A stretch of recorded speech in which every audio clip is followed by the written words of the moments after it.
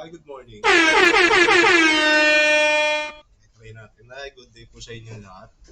So, ngayon po, dito sa subject natin, Visual Graphics Design. So, I hope na natapos na tong drawing shapes na to. Sana marunong na kayo mag-create ng mga basic shapes and then kung paano nyo siya gagamitin. Yung mga outlines, basta lahat, fill color, alam ko, nandun na yan sa mga previous video. Now, ang gagawin naman natin is itong activity na to na creating lines. Oh, ayaw bumukas. Yan po siya. So, ang gagawin lang po natin dito is nakikita nyo, meron na siyang drawing or layout. Mag-create lang tayo. Kailangan lang natin malaman kung paano tayo mag-create ng mga lines. And then kung ano ba yung pwede natin gawin dun sa mga lines na i-create natin. Okay, so para i-download nyo to, ano ba? Open a new window nyo lang. Tapos, download. Yan. Once na na-download na, siguro dito na lang yung ano ko. Pwede natin siyang buksan as AI. Yan po siya. Tapos open natin.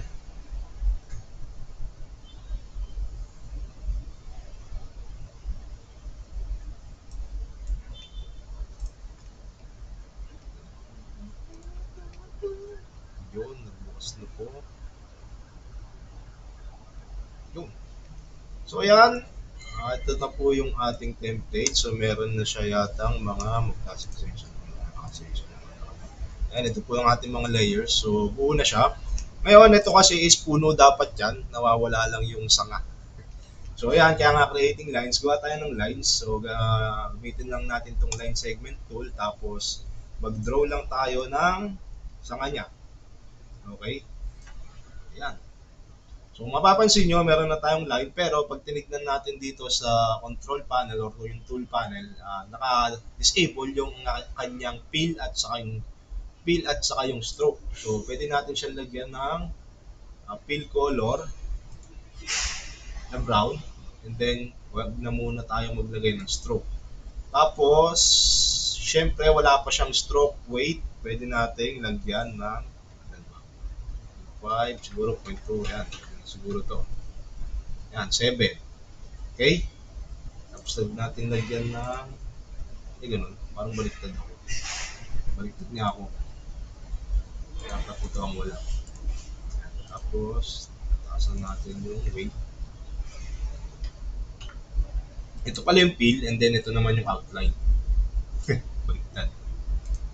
Okay, so yan na po siya. Tapos, gawin lang natin siyang rounded yung dito, yung corner niya para mas ano, tawag yan. Basta yun. Para magawa nating rounded yung corner niya, click lang natin tong stroke. And then, ito. Yan. Yung rounded curve. So, yan. Meron na tayong sanga. Sanga ba tawag sa kanya? Basta, yan yun. Tapos, pwede natin lagyan ng sanga lang din. Okay. So, yan. Paano ko po ginawa yung dinuplicate ko siya? Pwede nyo pong gawin is hold nyo lang yung Alt. Tapos, click nyo po yung left click sa mouse. Saka nyo i-drag. Hindi. Select nyo muna. Try nyo muna i-select pala siya. Ayan, ayan. Once na selected siya, hold nyo yung Alt, tapos, hindi na pwede. Nangyari. Ayan. Select nyo muna, ha? Tapos, hold nyo yung Alt, saka nyo i-drag and drop. Ngayon, pwede natin siyang i-rotate. Ano ko ba siya i-rotate?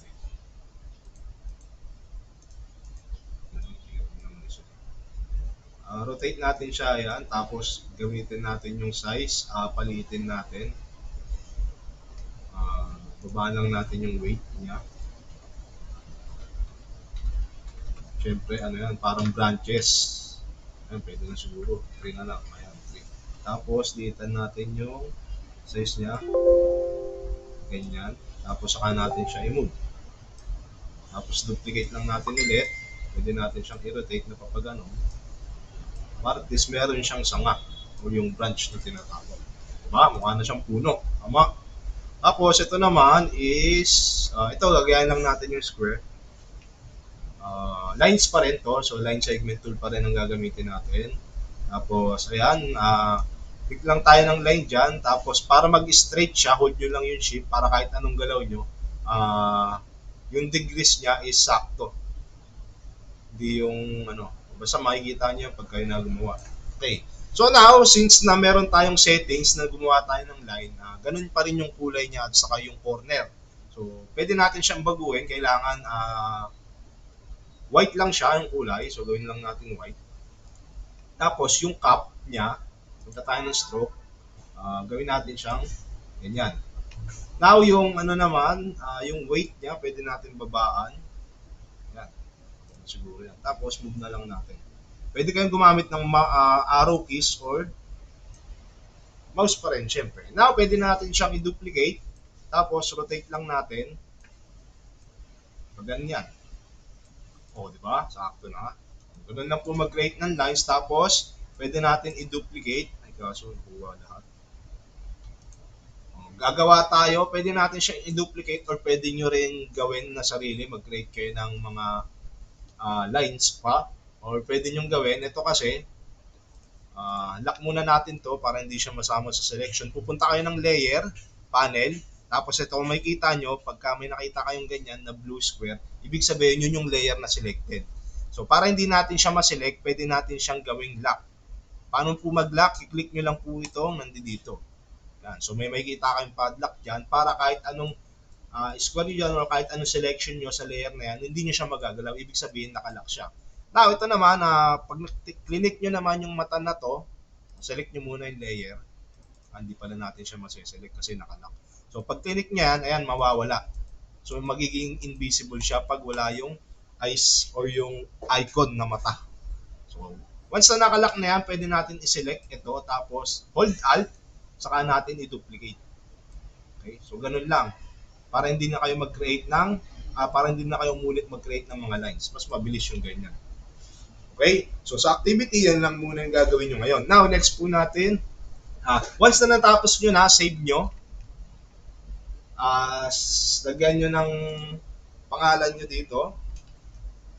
Tapos, pag na-save na, hindi ko na isa-save kasi na okay naman yan. Punta po kayo ng Google Drive folder ninyo. Hanapin nyo lang sa Share with Me.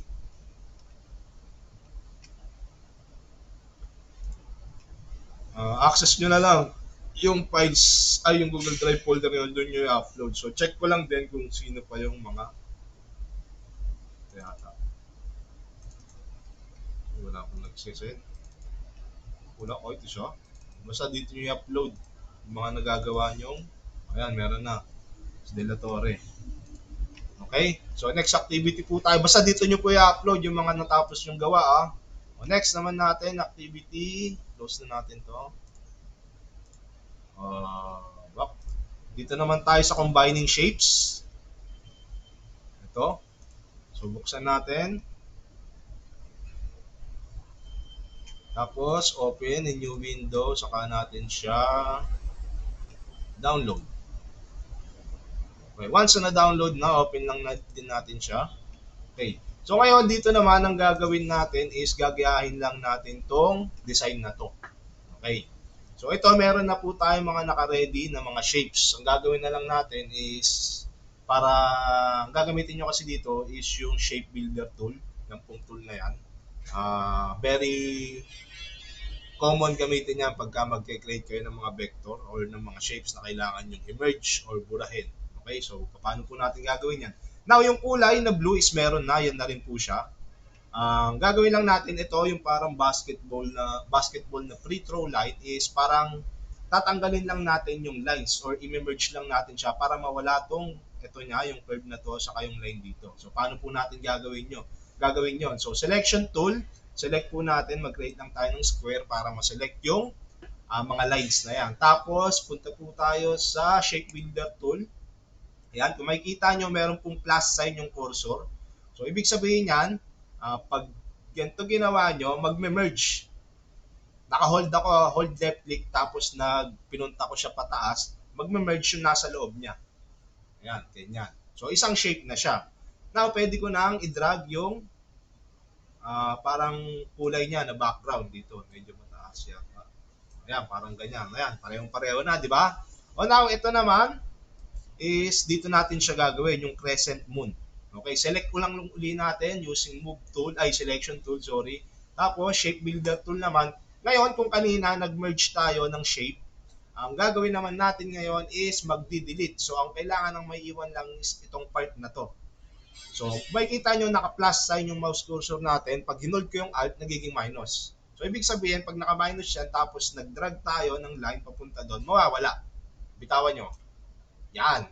Then, meron na tayong crescent moon na shape. Tapos, ito naman yung circle na block, o yung parang block niya. Lagay lang natin dito. Yan. Tapos, pwede na natin i-drag papunta dito. Diba? Yun. Okay na. Now next is itong shape na to. Ganun lang po ulit. Select nyo, tapos merge. Ang kailangan lang natin is itong dalawa. Itong line na to and then ito. So magma-minus ulit ako, holding alt, tapos ganyan, tapos ganito rin. Okay? Tapos isang shape na lang siya. Pwede ko siyang i-drag dito. O, diba? Ganun. O. Now, once na natapos na, save ulit, tapos upload dun sa Google Drive folder. Okay, again, next activity. Gusto natin to. Number 3, and then ito naman yung paths natin. Ayan. Ito wala yung mga shapes natin dito. Okay, so pencil tool naman, using pencil tool, buksan lang natin to. Tapos, open a new Windows bago natin siya ma-download.